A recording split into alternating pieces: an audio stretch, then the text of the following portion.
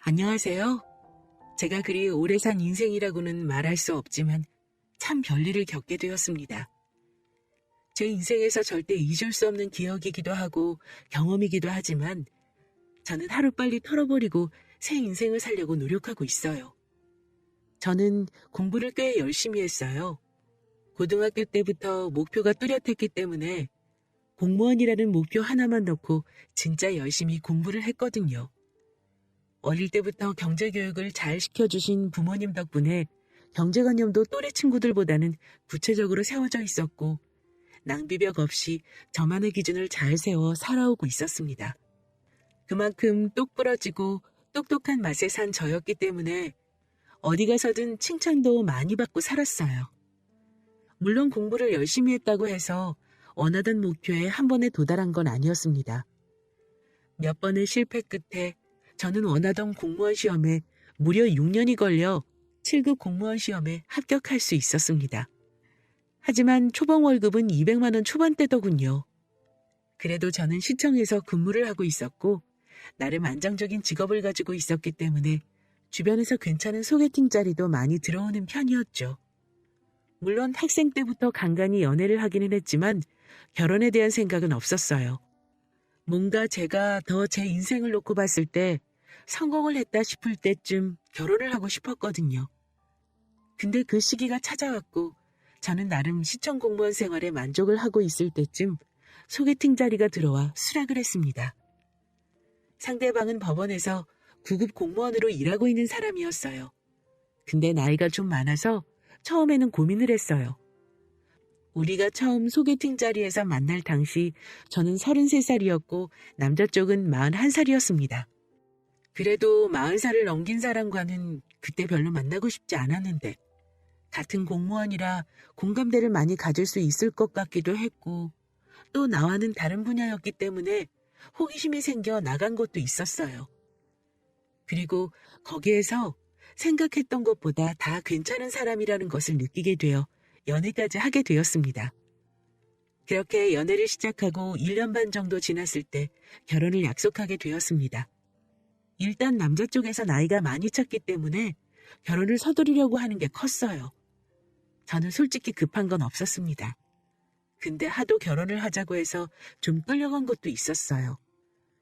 게다가 맨날 하는 소리라곤 저를 사랑해서 결혼하자는 말 대신 늘 자신의 나이를 강조하며 남편 집에서 빨리 서두르라고 해서 그런다고 절 보채기 시작했습니다.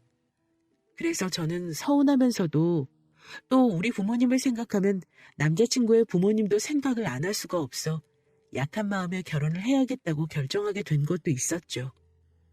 늘 남자친구의 프로포즈는 이런 식이었습니다. 지민아, 우리 부모님이 너 되게 보고 싶어 하셔.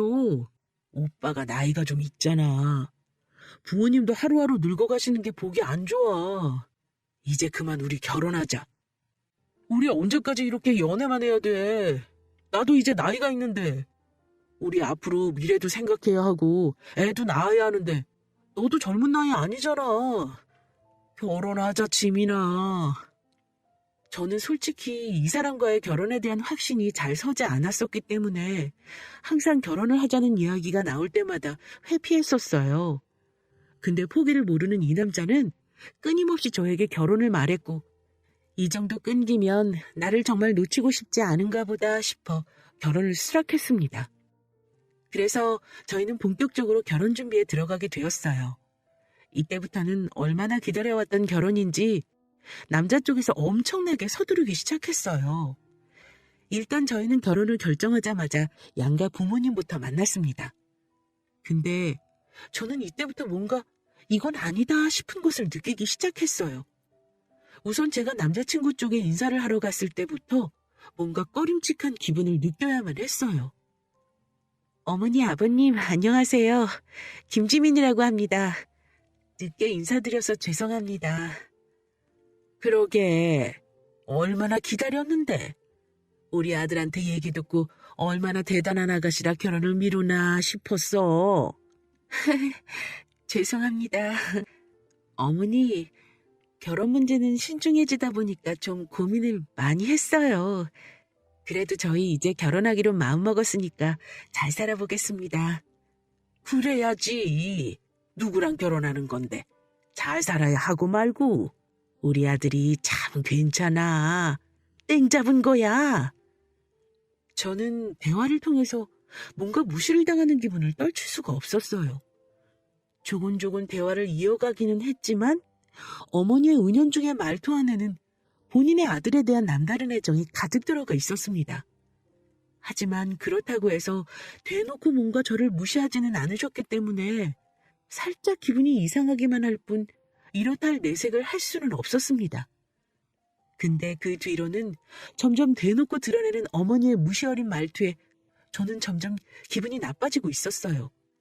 왜 그렇게 결혼 준비에 참견을 많이 하시는지 하나하나 다 따라다니면서 훈수질을 그렇게 하더라고요.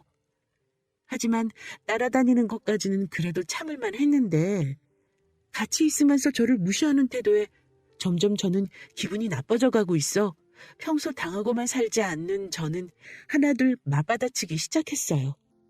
결혼 전에도 이렇게 무시와 참견질을 하시는데 결혼 후에는 얼마나 더 심할까 싶어서 저는 밀리지 않기 위해 하나둘 맞대응을 하기 시작했어요.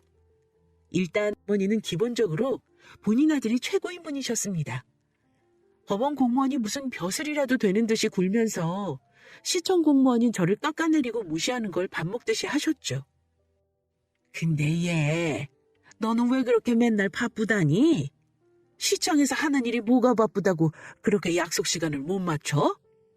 우리 아들은 법 공부까지 하고 법 다루면서 일하는데도 딱딱 시간 맞춰 오는구만. 어머니, 시청에서도 할 일이 얼마나 많은데요. 그나마도 저 결혼 준비한다고 많이 양보해 주셔서 일찍 오는 거예요. 그리고 솔직히 말해서 저보다는 중현 씨가 더 많이 늦잖아요. 예, 그래도 남자가 바쁘면 이해를 해야지. 그래야 너 먹여 살리는 건데. 너는 그래봤자 시청 공무원이 뭐가 그렇게 할 말이 많니? 뭐니 해도 법 공부가 제일 어려운 법이야. 그런 사람이 결혼을 해준다고 하면 넙죽 와서 알아서 준비를 해도 모자랄 판에. 솔직히 말해서 법원도 일이 만만치 않게 많아 남편이 될 사람도 시간 못 맞춰 오는 일이 많았는데도 어머니는 늘 저한테만 뭐라고 하셨어요. 저도 처음 한두 번은 참았지만 그 이후부터는 참기가 어려웠어요. 그리고 혼수를 준비할 때도 남자친구는 한창 바쁠 때 준비를 하던 시기라 야근을 밥 먹듯이 하던 시즌이 있었고 저 역시도 시간 내기가 어려웠지만 혼수들을 하나하나 장만해야 했기 때문에 시어머니 될 분과 함께 거의 매일 만나며 돌아다녔어요. 저희 친정엄마도 도와주시길 원했지만 저희 부모님은 식당을 운영하고 계셨기 때문에 시간 내는 게 쉽지 않았습니다. 그래서 가정주부인 시어머니와 맨날 붙어 다닐 수밖에 없었던 거였어요. 한 번은 가전제품을 쭉 둘러보러 갔을 때의 일입니다. 어머니, 오늘은 TV랑 냉장고, 세탁기, 청소기 같은 거 보면 될 것 같아요. 그래, 가보자. 그날은 제가 조금 늦었는데도 웬일인지 어머님은 저에게 뭐라고 하지 않으시고 곧바로 매장 안으로 들어가셨어요. 집은 먼저 남자 쪽에서 다 해결을 한 상황이었기 때문에 혼수는 오로지 다 저의 몫이었어요. 부모님은 외동딸인 저를 생각해서 좋은 것으로 해주고 싶다며 괜찮은 제품들로 사라고 하셨지만 저는 그래도 조금은 아끼고 싶은 마음이 있었습니다. 근데 어머님은 아니었어요. 봐도 꼭 좋은 것들로만 보셨죠. 예, 냉장고는 아무래도 이게 좋겠다. 그래도 집에서 냉장고가 좀 커야지만 이것저것 넣어놓고 먹을 것 아니야. 이거 좀 큰 것 같은데? 아니야. 부지런히 음식 만들어서 넣어놔. 애 배고픈 거 못 찾는 애니까 네가 알아서 챙겨놔야 밥 때 신경 안 쓰고 그때그때 먹는다. 냉장고를 고를 때도 어머니는 저보고 본인 아들 밥 챙기는 것만 생각해서 말씀하셨어요. 저는 거슬렸지만 일단은 넘어갔습니다. 문제는 김치 냉장고였어요. 예, 요즘이 이 김치 냉장고가 제일 최신에 나온 거라 좋다더라. 집이 넓어서 대용량으로는 들어가야 할 거야. 어머님, 근데 저희 둘이 사는데 김치 먹으면 얼마나 먹겠어요? 일단은 작은 거 사고 애기 낳으면서 식구 늘어나면 그때 더 좋은 걸로 사든지 할게요. 이미 냉장고도 큰 걸로 골랐잖아요. 어머? 무슨 소리야? 우리 아들이 김치를 얼마나 좋아하는데. 너도 만나서 매번 밥 같이 먹으니까 알 거 아니니. 얘는 김치 없으면 밥도 못 먹는 애야. 어머니는 이번에도 본인 애들 위주였습니다. 분명히 저희 집에 들어가기에는 터무니없이 용량이 큰데도 불구하고 어머니는 굳고 491리터짜리를 사야 한다고 고집을 피우셨어요. 그래도 이건 못 사요, 어머니. 집이 넓어도 들어갈 자리 없어요. 혼자서 무슨 1년 365일 밥 먹을 것도 아니고 김치가 그만큼 들어갈 것도 아니니까 이건 안 되겠어요. 죄송합니다. 야, 내가 집도 했으면 그에 맞는 물건들로 들여놔야 할 것 아냐? 명색이. 법 공무원인데 집에 집들이라도 들어와 봐라. 터무니없는 물건들 가져다 놓으면 뭐라고 생각하겠어, 사람들이. 적당한 거 잘 샀다고 생각하겠죠. 이건 안 돼요. 저 이것보다 더 작은 걸로 살게요. 대신에 몇 끼니마다 김치 안 떨어지게 잘 올려놓을 테니까 그건 걱정하지 마세요. 저의 고집에 어머니는 콧방귀를 뀌면서 다른 제품을 보러 가셨습니다. 저는 벌써부터 머리가 아픈 듯 했지만 일단은 김치냉장고 하나는 제 고집을 지킨 것에 대해서 만족했어요. 그 이후로도 몇 번의 마찰이 있었지만 적당히 제가 사야 할 것은 사고 거부할 것은 거부하면서 잘 마무리했습니다. 근데 지치지 않는 어머니의 무시근성은 거기에서 그치지 않고 점점 도를 넘어가고 있었습니다. 결혼 준비가 어느 정도 마무리되어 갈 때쯤이었어요. 결혼을 거의 한 달을 앞두고 있었을 때였어요. 예비 시아버지의 생신이 다가왔고 남자친구는 저를 가족 식사에 초대했어요. 그리고 그날 진짜 얼토당토 않는 말을 예비 시모에게 들었습니다. 한창 밥을 먹고 있을 때였어요. 고급 소고기집에서 나름 만족하며 밥을 먹고 있는데 대뜸 시어머니가 한마디를 건네셨습니다. 예, 니네 결혼하면 경제권은 남편한테 줘라. 명색이 박간이라는 사람인데 창피하게 아내한테 용돈 받아가면서 산다고 말할 수는 없잖니? 게다가 법 공부 안 해라 똑똑하게 관리 잘할 거야. 어머니, 그런 건 저희가 알아서 할게요. 저도 시청에서 돈 만지는 일 수도 없이 해요. 오히려 회계 관리는 제가 더 잘하니까 그건 저희가 상의하면서 결정하면 될 것 같아요. 이게 또 꼬박꼬박 말대꾸 하네? 그걸 누가 몰라서 얘기한다니? 그래도 법 공부가 얼마나 어려운 건데. 너보다는 우리 아들 머리가 더 똑똑해. 어머니, 여기에서 또 그 얘기가 왜 나와요? 그렇게 따지면 직급은 제가 더 높아요. 저는 시청에서 7급 공무원으로 일하지만 이 사람은 아직 9급 공무원이잖아요. 게다가 늦게 공부해서 들어간 사람이라 호봉제 다 따져도 제 월급 못 따라와요. 7급 공무원 아무나 되는 줄 아세요? 너 지금 말 다 했니?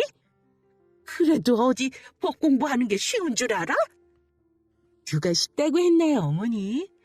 법 공부 어렵게 하는 것만큼이나 7급 공무원 되는 것도 쉽지 않다고 말씀드린 것뿐이에요. 그래, 너 잘나서 좋겠다. 어머님은 제 말발에 이기지는 못하셨어요. 저도 어디 가서 말로는 지는 성격이 아니었기 때문에 이번에도 어머님의 무시에 호락호락하게 넘어가지 않았습니다. 하지만 거기에서 어머니의 만행은 그치지 않았어요. 진짜 최악까지 경험하고 나서 저는 특단의 조치를 취했어요. 살벌한 기싸움이 끝난 후에 식사 자리가 여차저차해서 끝났습니다. 언제나 시어머니와의 만남은 불편했지만 그날만큼은 저도 기분이 썩 좋지 않았어요. 근데 더 가관인 사건이 일어나게 된 거죠. 어머니는 계산하는 자리에서 다짜고짜 저에게 얼토당토 않는 요구를 하셨습니다. 예, 너 월급 많다고 했지? 오늘 네 예비 시아버지 될 사람 위해서 만난 자리니까 한번 사. 밥값도 생각보다 얼마 안 나왔네. 네? 아니 갑자기 계산을 하라고요? 어머니 밥값만 40만 원인데요? 그래. 왜? 어렵니? 네 남편 될 사람보다 월급 많이 받는다고 요새 떨 때는 언제고 이거 내는 거 아까워? 그래? 나도 좀 얻어먹어보자. 돈 많은 며느리한테. 그건 싫은데요. 제가 사드리고 싶은 마음으로 사야지 이렇게 억지로는 누구도 기쁘지 않을 것 같아서요. 다음에 낼게요. 오늘은 어머님이 계산해 주세요. 뭐야? 아니, 이 되바라진 게 너 진짜 이따구로 자꾸 말대꾸 할 거야? 말대꾸 하는 게 아니라 제가 할 말을 하는 거예요. 어머니가 자꾸 저 무시하시잖아요. 저도 우리 부모님 귀한 외동딸인데 어머님 한 번이라도 저 위해서 말씀하신 적 있으셨어요? 항상 본인 아들이 최고셨지. 저는 이번에는 지지 않고 큰 소리를 내며 맞대응 쳤습니다. 그러자 어머니도 흥분하는 게 점점 느껴졌어요. 이게 진짜... 야, 너 말이면 다인 줄 알아? 이게 어디서 자꾸 말대꾸야, 말대꾸는! 어머니는 결국 본인 분에 못 참아 저의 뺨을 때리셨습니다. 저는 너무나 어이가 없어서 참지 않고 더 화를 냈어요. 지금 저 때리셨어요? 어디다가 손찌검을 하시는 거예요? 제가 화를 내자 갑자기 옆에 있다가 안절부절하던 남자친구는 제가 어머니에게 더 화를 내는 모습을 보더니 이 일을 빨리 수습해야겠다고만 생각을 했는지 몰라도 본인 엄마 편을 들면서 저를 나무랐습니다.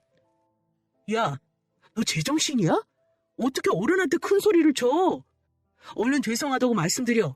그게 무슨 버릇없는 태도냐고. 뭐야? 오빠는 지금 내가 어머니한테 뺨 맞은 거 보고도 그런 소리가 나와?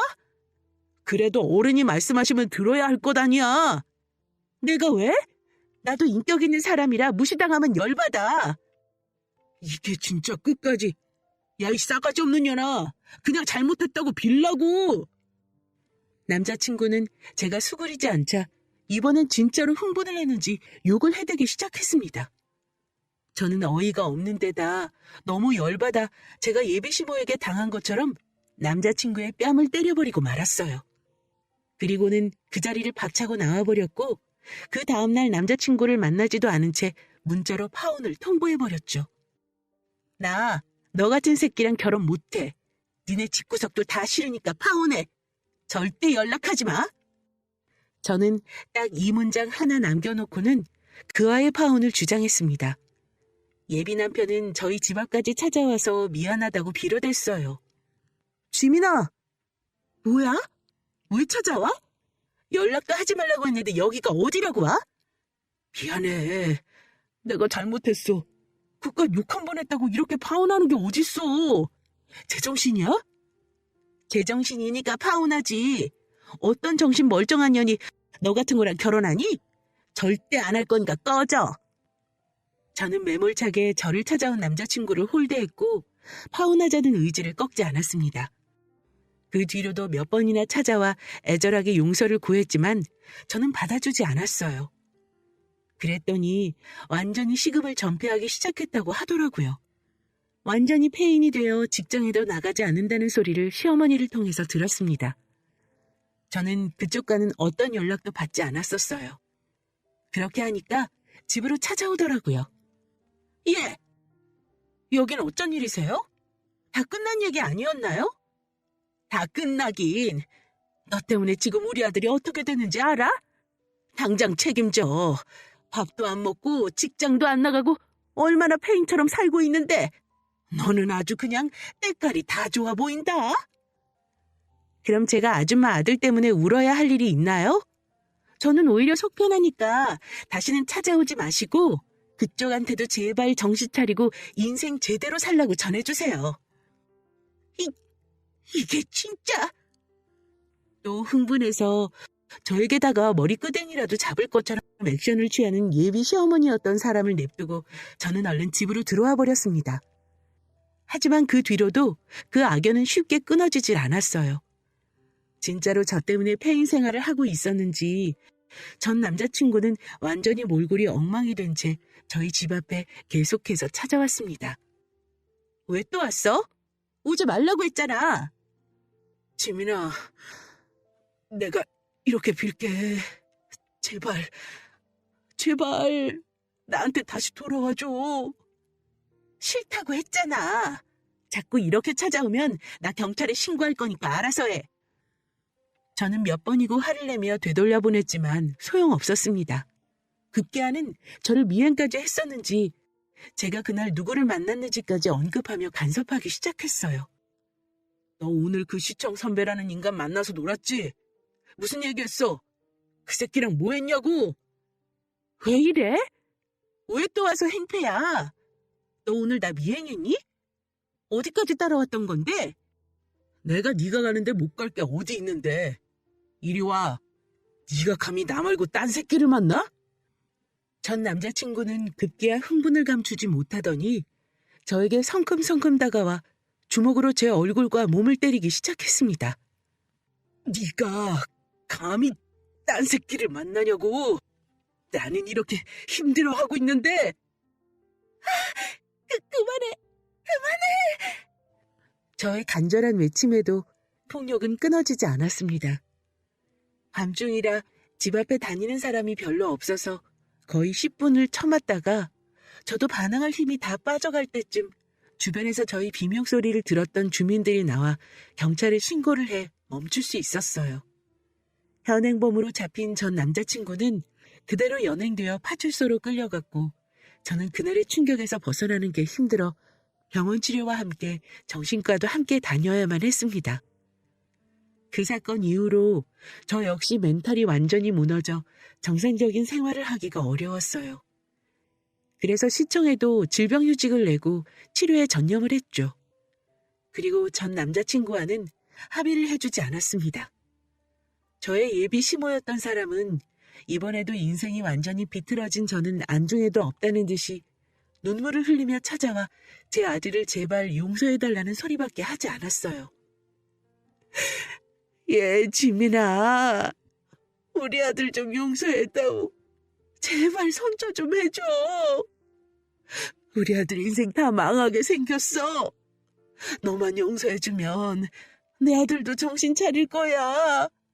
그러니 그만하고 결혼하자. 응? 제발 다시 돌아와. 진짜 이 집안 정신이 제대로 박히긴 한 건가요? 지금 제 상태 안 보이세요? 어떻게 그렇게 끝까지 이기적이실 수가 있어요? 저는 절대 용서 못하고 그 집안에 시집 못 가니까 다시는 찾아오지 마세요. 너를 얼마나 좋아하면 우리 아들이 이렇게까지 하겠어. 내가 다시는 손주고 못하게 단단히 교육시킬 테니까 사람 살리는 셈 치고 그냥 돌아와. 제가 왜요? 끝까지 진짜 이기적이시네요. 어머님한테 손찌검 받은 것도 억울한데 저는 길거리에서 개마냥 얼마나 터졌는 줄 아세요? 같은 여자로서도 그러시면 안 되는 거죠. 그러니까 다시는 찾아오지 마세요. 저는 무릎까지 꿇으며 애걸복걸하는 시어머니를 그대로 돌려보냈습니다. 정말 다시는 마주치고 싶지 않았어요. 그 뒤로도 몇 번을 찾아왔지만 저는 전 남자친구를 접근금지 명령까지 신청해서 다시는 마주치지 않도록 했습니다. 그 뒤로 남자친구는 어쨌든 현행범이기는 했지만 초범이었기 때문에 집행유예로 끝나게 되었어요. 하지만 저한테 버림받았다는 사실에 완전히 폐인이 되어 직장까지 그만두고 집에서 술만 퍼마신다고 들었어요. 그걸 저의 예비 시모였던 사람이 다 뒷바라지를 하고 있고요. 그것도 예비 시모였던 사람이 저에게 찾아와서 일일이 또 말한 덕에 알았습니다. 저는 이제 정말 지긋지긋해 그 사람들이랑 엮이고 싶지 않았어요. 그래서 더 이상은 찾아오지 못하게 이사까지 가버렸어요. 제 아들이 가장 대단하고 위대했던 예비 시모란 사람은 결국 폐인이 된 40 넘은 아들을 뒷바라지하며 지내고 있겠죠. 그 뒤로는 그들과 소식도 끊겨 지금은 어떻게 살고 있는지 모르겠습니다. 아마도 아직까지도 정신 못 차리고 살고 있을 거예요. 근데 이제는 더 상관하고 싶지도 않습니다. 그리고 이제는 많이 좋아졌습니다. 한동안은 만나는 사람들이 다 무서웠어요. 대인기피증까지 생겨 집 밖에 나가는 것도 두려워하던 저였는데 지금은 부모님도 많이 케어를 해주시고 치료도 받아서 많이 좋아졌습니다. 정상적인 생활도 나름 가능해져서 이제 복직할 생각으로 하루하루 준비만 하고 있어요. 저 정말 파혼 잘한 거겠죠? 그렇게 인간 취급도 못 받으면서 살 바에야 아예 혼자 사는 게 나을 것 같아요. 왜 진작에 그 모진 수모를 다 받으면서 파혼할 생각을 못 했었는지 제 자신이 한심하고 후회스러운 때도 있었는데요. 지금은 오히려 잘 극복해서 저의 인생에 대해서 다시 돌아보며 저를 한 번 더 스스로를 사랑해줘야겠다는 생각으로 바뀌게 되어서 더 결혼관이나 인간관계에 대한 부분들이 신중해졌어요. 그래서 앞으로는 누구를 만나더라도 사랑이 아닌 상황이나 인정에 끌려서 하는 결혼은 하지 않을 생각입니다. 이 경험을 통해서 그나마 얻은 거라면 이 교훈이에요.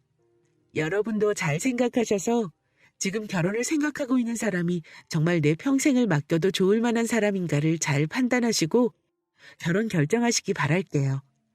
제 글이 유쾌하진 않았지만 제가 얻은 것처럼 여러분에게도 작은 교훈거리가 되길 바라요. 인생에서 쉽게 얻어지는 것은 없으니 더 신중히 생각하시길 바라는 마음도 있습니다. 아무쪼록 본인을 가장 사랑하시는 여러분이 되시길 바랄게요. 감사합니다.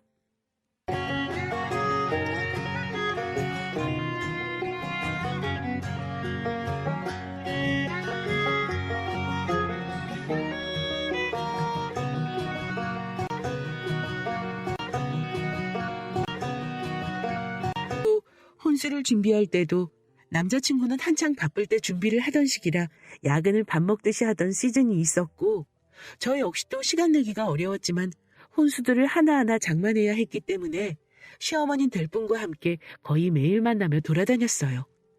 저희 친정엄마도 도와주시길 원했지만 저희 부모님은 식당을 운영하고 계셨기 때문에 시간 내는 게 쉽지 않았습니다. 그래서 가정주부인 시어머니와 맨날 붙어 다닐 수밖에 없었던 거였어요. 한 번은 가전제품을 쭉 둘러보러 갔을 때의 일입니다.